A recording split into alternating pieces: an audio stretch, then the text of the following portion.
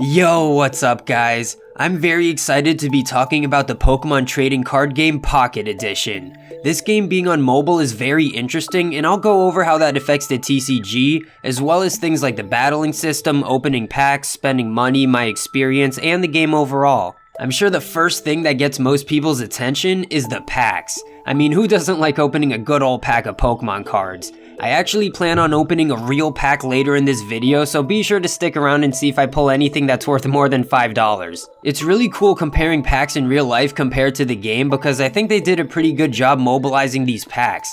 It's fun opening them and it's pretty exciting when you get something good. Surprisingly, I got the rarest card in the game very early on and I felt like the luckiest guy in the world. Just look at how beautiful it is. There's actually 3 rarest cards in the game right now, and it was no mistake that I got this one. There's 3 different types of packs you can pick for the first expansion: Mewtwo, Charizard, and Pikachu. I recommend opening one of these for a while, then start to branch off after you get enough cards. Luckily, you get an EX in the beginning of the game, and it's not by accident. This game does a lot to entice you at the very beginning. You're opening a ton of packs, getting a ton of currency, everything's happening so fast.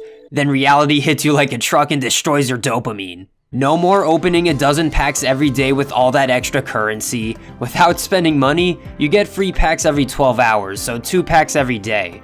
Which is okay. It's not as little as 1, and it's not as nice as 3. It's one of those things where it's easy to get a little addicted, so a couple packs might not seem like much, but the more casual you are, the less bad it seems. Things start off pretty casual in the beginning as you're playing through the solo battles against bots. It's a good warm-up to the battling system, especially for those of you who are new to the Pokemon trading card game. There's a good amount of beginner missions and guides to teach you the game, and to give you some currency while you're at it. I mainly did this for the rewards because I don't know about you, but I've been playing Pokemon in the card game for over 2 decades now. I'm sure a lot of you can relate to playing Pokemon in the 2000s and collecting cards in the good old days. Man, it takes me back. I even played the original TCG game that came out in 1998. That's the year I was born. I loved that game, and I know I'm not the only one who has that kind of history with Pokemon, so this mobile version of TCG had a lot to live up to. It definitely helps having all of this experience, and it makes it feel like I have an advantage over the average newer player, but I know Pokemon is a huge game and a lot of you have experience. It also helps playing other card games in the past. I was a big fan of a game called Hearthstone and even got to the highest rank. Not to mention all the little things with battling, like using your mana correctly, evolving your Pokemon, putting them on the bench strategically, retreating properly, playing around certain cards, and setting up really good plays with specific cards like a trainer card or something like a Hitmonlee. So if you're someone who casually likes Pokemon or maybe never even played a Pokemon game, just take things slow playing the solo battles. I spent a good amount of time mastering the solo battles for the rewards, and the expert battles get pretty tough. Then you can start to transition into playing PvP battles when you're ready. I recommend doing this sooner than later so you can earn the currency from these battles.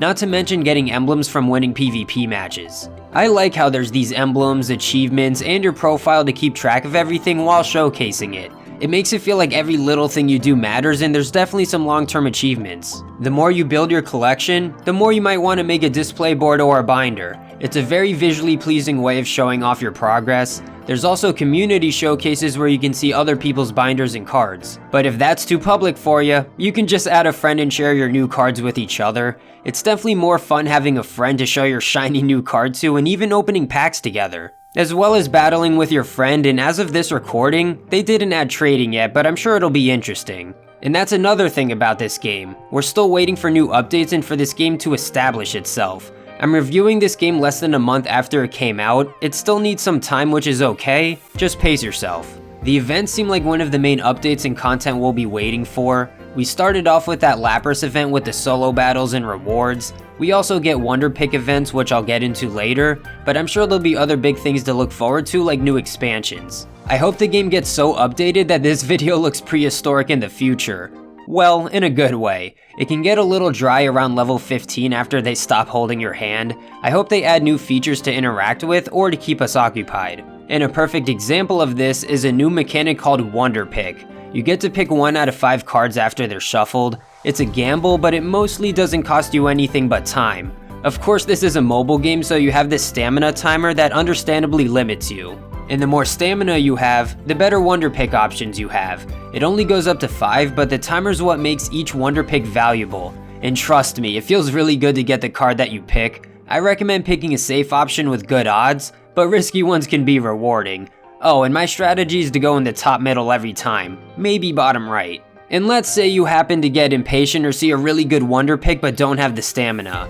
Well, you can recover your stamina with this currency called Wonder Hourglass. You can get these naturally by playing the game or by completing challenges. There's also pack hourglasses for getting more packs, so I'm sure you can see where all of this is going with all of these currencies and stamina. It's definitely a mobile game, but I don't think it's that bad all things considered. It's not like there's a stamina timer for PvP. There's daily missions for more hourglasses, but I would like to see weekly missions.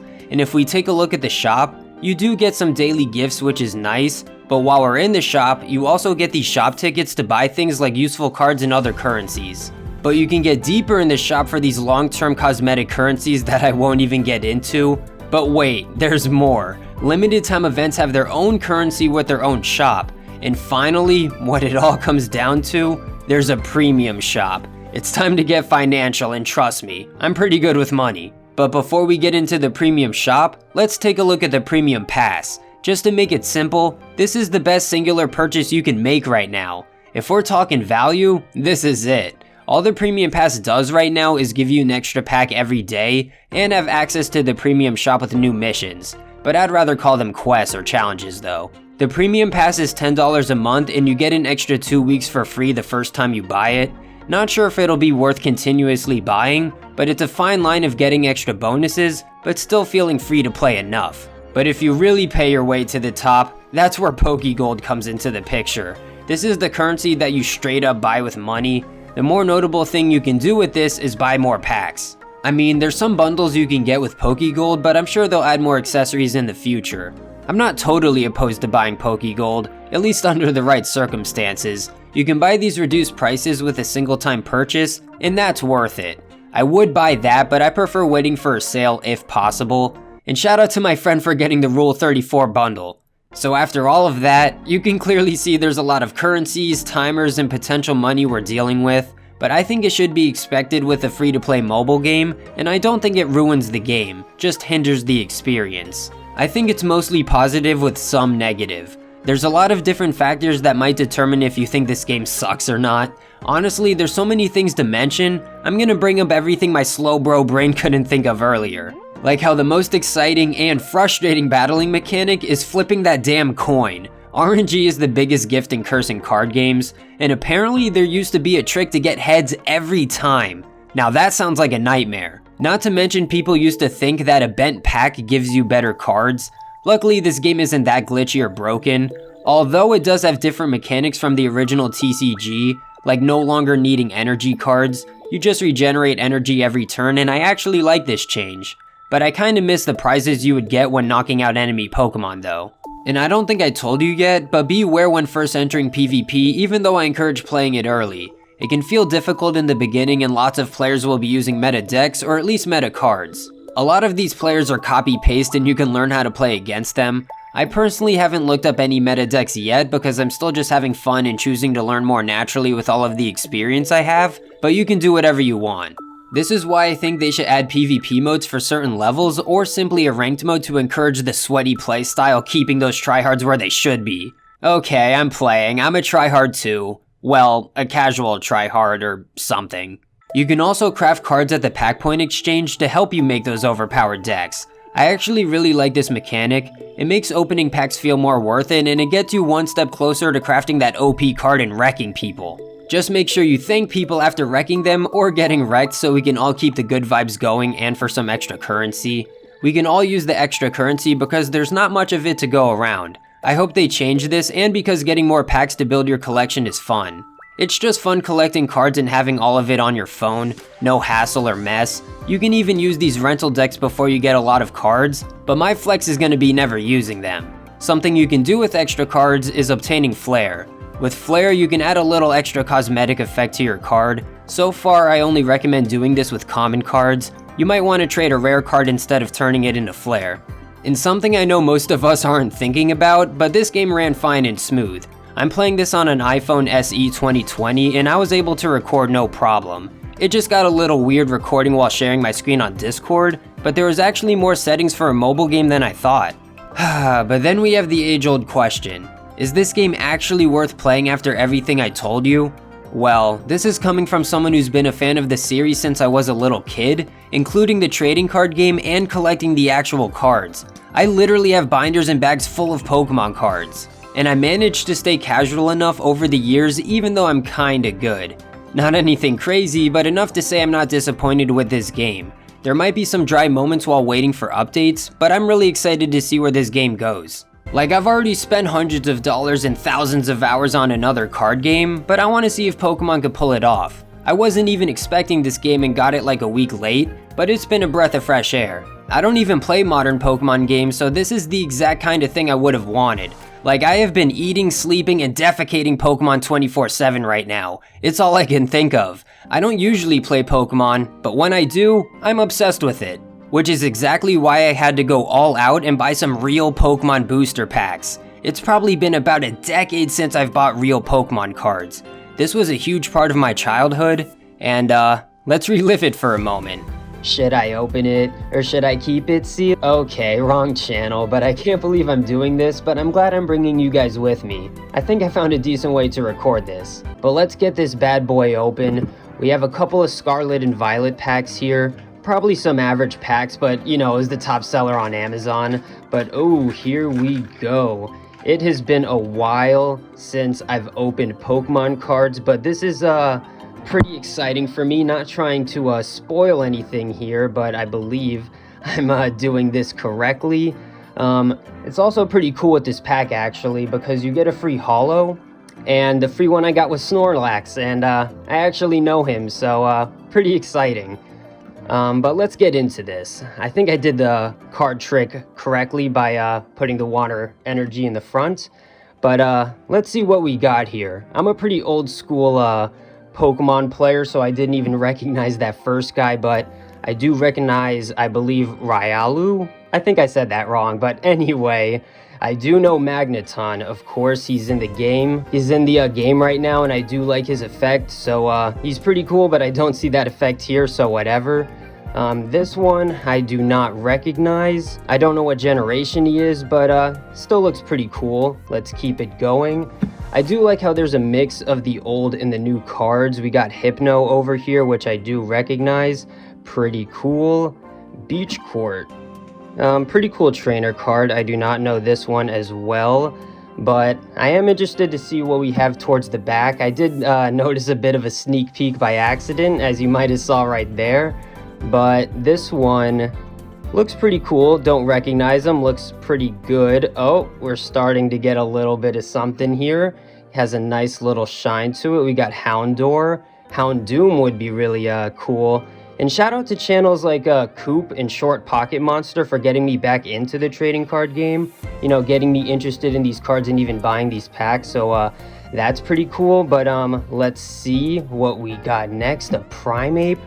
Pretty cool. Big fan of these, I guess you would call them like half holographic cards. Not exactly sure what you would call them. But pretty cool. But here's the exciting part that we're all waiting for. The last and final card, and it looks like we do have a little bit of something. I hope I get an EX or just anything cool, really. You know, this is still pretty new to me, so anything is pretty exciting. So let's see what we get. Damn, that was a fail, but would you look at that? A Magnezone EX.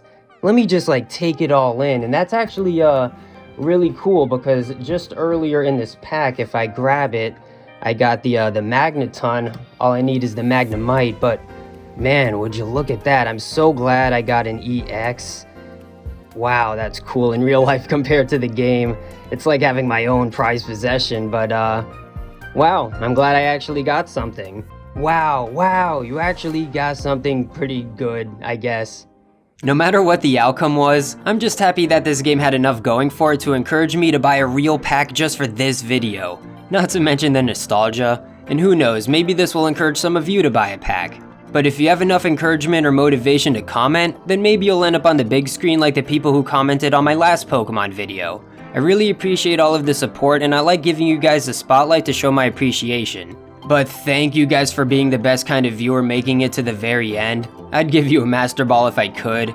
It's been fun reliving my Pokemon nostalgia in a modern way. I'm sure I'll be back in the future to give you guys an updated review.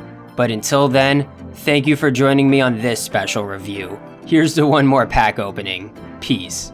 Alright guys, time for the outro pack, and let's do this one a little bit faster because it is the outro. It even took me a second longer to open it, which is kind of funny, but, you know, I don't know if I'll get anything better than this Magnezone EX over here, but let's give it a try. Put the basic energy to the front, and ooh, starting off with the Pikachu, that's pretty cool. I have no idea what the hell that thing is, but anyway. Oh, I know that guy. I'm not even gonna mispronounce that name. But, oh, we got Woobat. Alright. This pack did look a little bit cooler, so let's see if we get anything cool at the end. I don't know those guys, but they look pretty dang cool. I don't know that trainer, and apparently they do a lot of things, but I'm not reading all that. Oh, we got Murkrow. Alright, pretty cool one that I recognize. And whoa, that looks pretty exciting. Is that an illustration? Whatever that is, I'm a big fan. And then, oh, a holographic trainer card. Interesting. Well, damn, you gotta like and subscribe for that. You know what I'm saying? I mean, it's not like a first edition Charizard or anything, but I'll take it.